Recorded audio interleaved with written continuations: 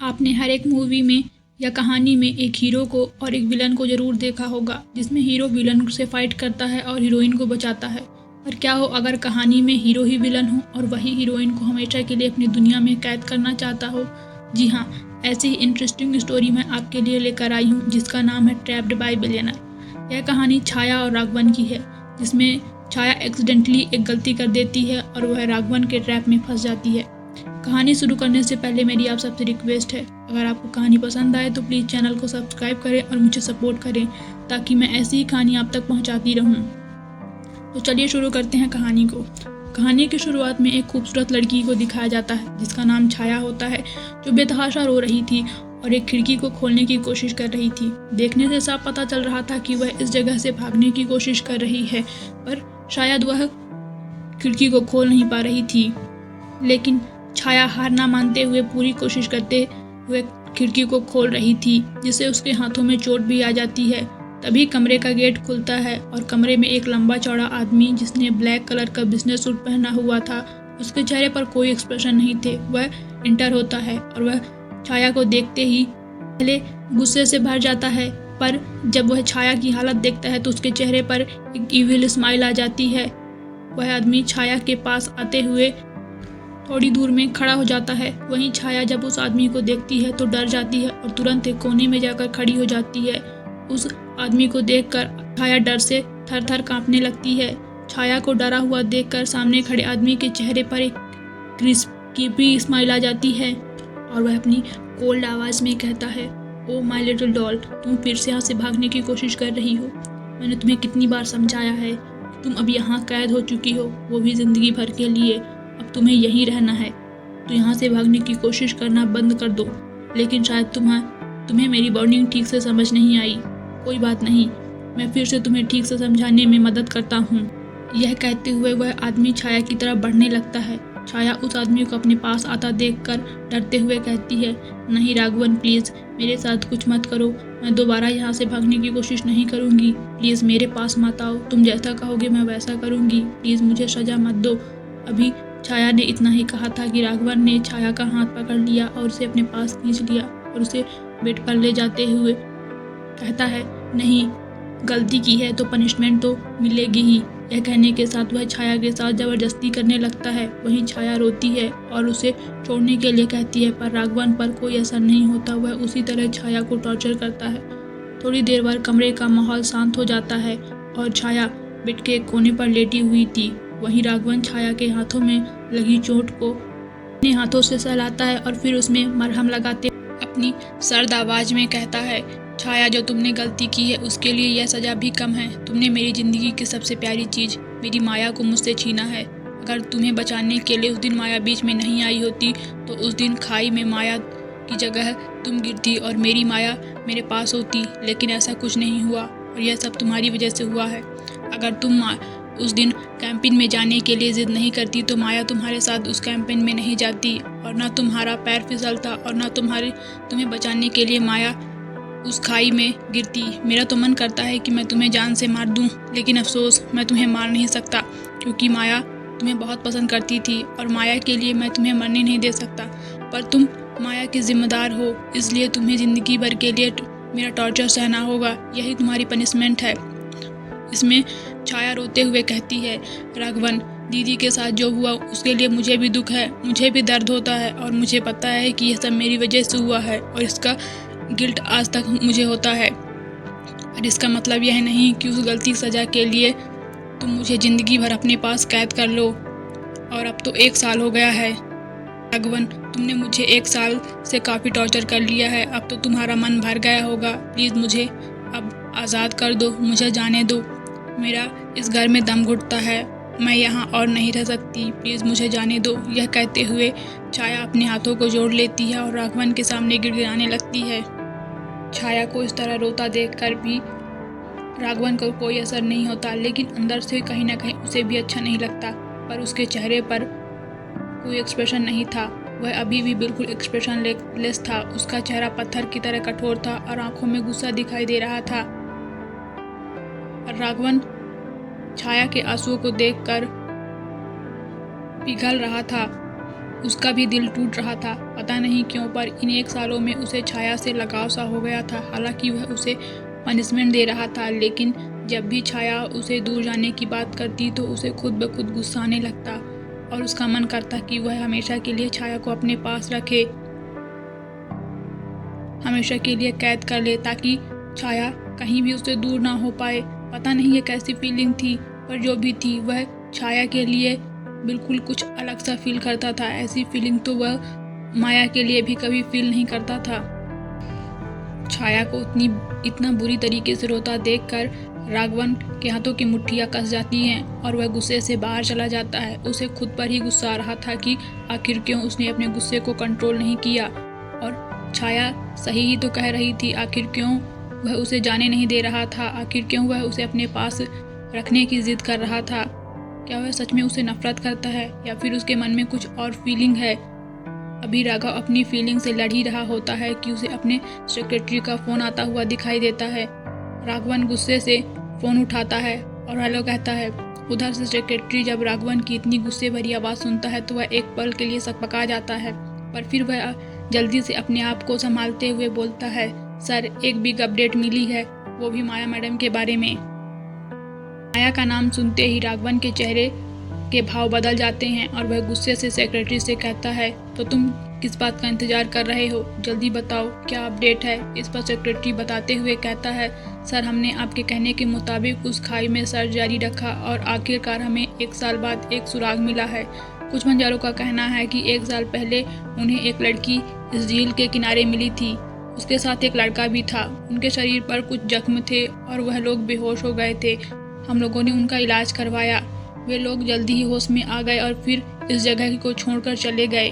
पर जाने से पहले माया मैडम ने उन्हें एक ज्वेलरी दी थी धन्यवाद के तौर पर।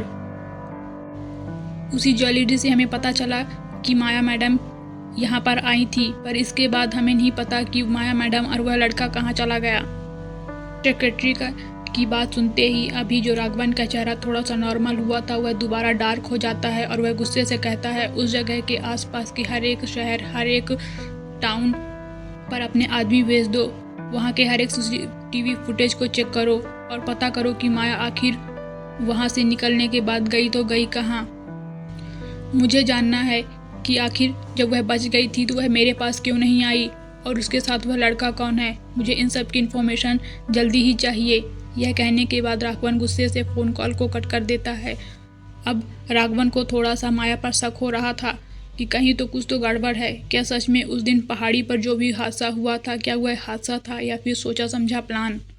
दूसरी तरफ छाया वह इस वक्त शावर के नीचे खड़ी हुई थी और अपनी ही किस्मत पर रो रही थी। वह जिस आदमी से सच्चा प्यार करती है वह तो उससे नफरत करता है और उसे खुद की ही बहन की कातिल समझता है। दरअसल छाया भी राघवन से प्यार करती है। राघवन हमेशा से ही उसकी बहन से प्यार करता था, इसलिए उसने कभी भी अपनी फीलिंग राघवन को बताने की कोशिश नहीं की थी। लेकिन जब माया की मौत के बाद राघवन ने उसे अपने पास रखा और उसे दर्द देने लगा तो वह उस दर्द को भी खुशी खुशी सहन कर लेती थी, क्योंकि इसी के सहारे सही पर कम से कम राघवन उसके पास तो आता था। भले ही राघवन के लिए वह माया की कातिल थी और इन 1 सालों में वह केवल उसे सजा दे रहा था, लेकिन छाया वह तो राघवन से सच्चा प्यार करती थी, इसलिए उसे लगा कि शायद वह अपने प्यार से राघवन को पिघलाकर इन 1 सालों में अपना बना लेगी। लेकिन इन 1 सालों में उसे राघवन की आंखों में अपने लिए केवल और केवल नफरत ही दिखाई दी और माया के लिए बेतहाशा प्यार। छाया इन 1 सालों में कोशिश करते करते थक चुकी थी, इसलिए वह भी अब यहाँ से जाना चाहती थी। अब वह और राघवन की आंखों में खुद के लिए नफरत सहन नहीं कर पा रही थी। वह इन 1 सालों में न जाने राघवन को कितनी बार बता चुकी है कि वह उससे प्यार करती है और उसकी गलती नहीं थी माया की मौत में, पर फिर भी राघवन किसी चीज़ पर भरोसा करने के लिए तैयार नहीं था। पर फिर भी वह राघवन को छोड़ नहीं पा रही थी और ना ही उसके पास अब रह पा रही थी। बस वह रो रही थी कि आखिर उसे राघवन से प्यार हुआ तो क्यों हुआ। 2 महीने बाद एक कार शानदार विला के सामने रुकती है और उसमें से राघवन अपने ब्लैक सूट से बाहर निकलता है और अपने बॉडीगार्ड के साथ अंदर जाता है। अंदर जाते ही उसे सामने एक लड़की बैठी दिखाई देती है और साथ में उसके एक लड़का होता है। दोनों के हाथों में रस्सियाँ बंधी हुई थी। राघवन अंदर आते ही लड़की के सामने खड़ा हो जाता है और गुस्से से कहता है, माया आखिर तुमने मेरे साथ ऐसा क्यों किया? मैंने तो तुमसे सच्चा प्यार किया था, लेकिन तुमने मुझे इस आदमी के लिए छोड़ दिया। आखिर क्यों?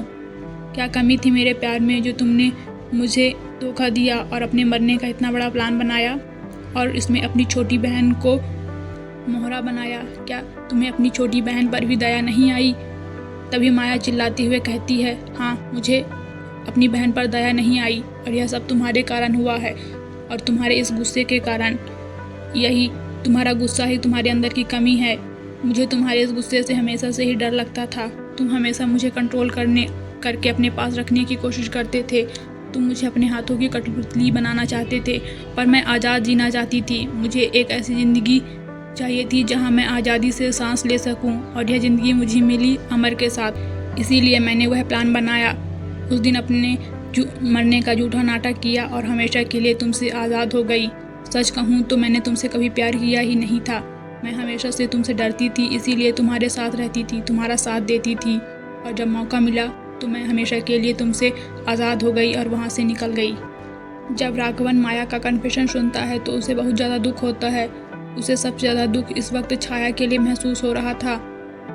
धोखेबाज लड़की की वजह से उसने मासूम छाया को इतनी तकलीफ दी, उसे इतना रुलाया, जबकि वह लगभग 1 साल से यह बताने की कोशिश कर रही थी कि वह राघवन से कितना प्यार करती है, पर राघवन ने उसकी किसी भी बात का भरोसा नहीं किया। उसे हमेशा से लगा कि शायद छाया ने जलन के कारण माया को बचाने की कोशिश नहीं की और उसे खाई में गिर जाने दिया। पर आज जब उसे सच्चाई पता चल रही थी तो उसका दिल अंदर से टूट गया था। राघव अपनी जलती हुई निगाहों से माया को देखता है और कहता है, तुमने जो किया है उसकी सज़ा तुम्हें मिलकर रहेगी। तुमने मेरी यानी राघवन के साथ धोखा किया है और अब तुम्हें पता चलेगा कि राघवन के साथ धोखा देने का क्या अंजाम होता है। तुम्हें आज़ादी चाहिए थी ना? तुम मेरे साथ नहीं रह सकती थी क्योंकि तुम्हें मेरे साथ वो आज़ादी नहीं मिल रही थी। अब तुम्हें पता चलेगा कि आज़ादी का क्या मतलब होता है। यह कहने के बाद राघवन एक नज़र अपने सेक्रेटरी को देखता है और उसे कुछ इशारा करता है और फिर नफरत भरी निगाहों से माया और उसके बॉयफ्रेंड अमर को देखता है और तुरंत तेज कदमों के साथ बाहर निकल आता है। पीछे माया चीखती चिल्लाती रहती है, पर इसका असर राघवन पर नहीं होता।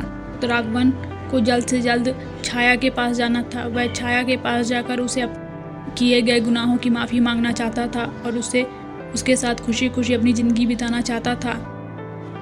इस तरफ छाया, उसने अपना लगेज पैक कर लिया था और वह अब राघव को छोड़कर हमेशा के लिए जाना चाहती थी। इसलिए उसने बस राघवन के आने तक का वेट कर रही थी ताकि वह उसे बता सके कि वह हमेशा के लिए उसे छोड़कर जाना चाहती है। थोड़ी देर में राघवन आ जाता है और वह जब छाया का सामान पैक देखता है तो समझ जाता है कि शायद छाया उसे छोड़कर जाना चाहती है। यह समझते ही राघवन तुरंत माया के पास जाता है और उसका हाथ पकड़कर उसे माफ़ी मांगते हुए कहता है, प्लीज़ छाया, मुझे माफ़ कर दो। मैं आज तक तुम्हारे साथ जो भी किया है वह सब गलत है और मुझे पता है कि केवल माफ़ी मांग लेना काफ़ी नहीं है। मैंने गलती नहीं, गुनाह किया है। इसके लिए तुम जो चाहे वह सज़ा दे सकती हो, पर प्लीज़ मुझे छोड़कर मत जाओ। मेरे पास तुम्हारे अलावा कोई नहीं है। प्लीज़ मुझे अकेला मत छोड़ो। मैं तुम्हारे साथ रहना चाहता हूँ। मैं अकेले नहीं जी सकता। यह कहने के बाद राघवन तुरंत छाया को अपने गले लगा लेता है। उसकी आंखों में हल्की नमी आ गई थी और इस बार वह सच्चे दिल से छाया से माफ़ी मांग रहा था। वहीं आज पहली बार जब राघवन के मुंह से खुद के लिए प्यार का कन्फेशन सुनती है तो हैरान रह जाती है। उसे समझ नहीं आ रहा था कि आखिर राघवन को हो क्या गया है, वह क्या कह रहा है। अभी छाया कुछ समझ पाती उससे पहले ही राघवन छाया के बालों को प्यार से पकड़ता है और उसके लबों पर अपने लबों को जोड़ देता है और उसे डीपली किस करने लगता है। किसके बाद राघवन छाया से कहता है, प्लीज़ छाया, इतना जल्दी कोई डिसीजन मत लो। एक बार बस मुझे मौका दे दो। मैं तुम्हें प्रॉमिस करता हूँ कि मैं हमेशा तुम्हारा ख्याल रखूँगा और जो तुम कहोगी मैं वही करूँगा। प्लीज़। राघवन यह सब इतने प्यार से कहता है कि छाया एक बार के लिए सोच में पड़ जाती है और वह उस वक्त कुछ भी जवाब नहीं दे पाती। 3 साल बाद राघवन और छाया एक दूसरे का हाथ पकड़े हुए एक गार्डन में खेल रहे थे और तभी एक छोटा सा बच्चा घूमते हुए आता है और उन दोनों से लिपट जाता है और बहुत धीमी और पतली आवाज़ में कहता है, डैडी, मम्मी। और इसी के साथ कहानी का एंड हो जाता है। यह मेरी पहली कहानी का एक्सप्लेनेशन है, तो प्लीज़ बताइएगा कि आपको कहानी कैसी लगी। अगर कोई गलती हो गई हो तो प्लीज़ उसे अवॉइड करिएगा और मेरे चैनल को सपोर्ट करिएगा ताकि मैं ऐसी स्टोरी आप तक पहुंचाती रहूं।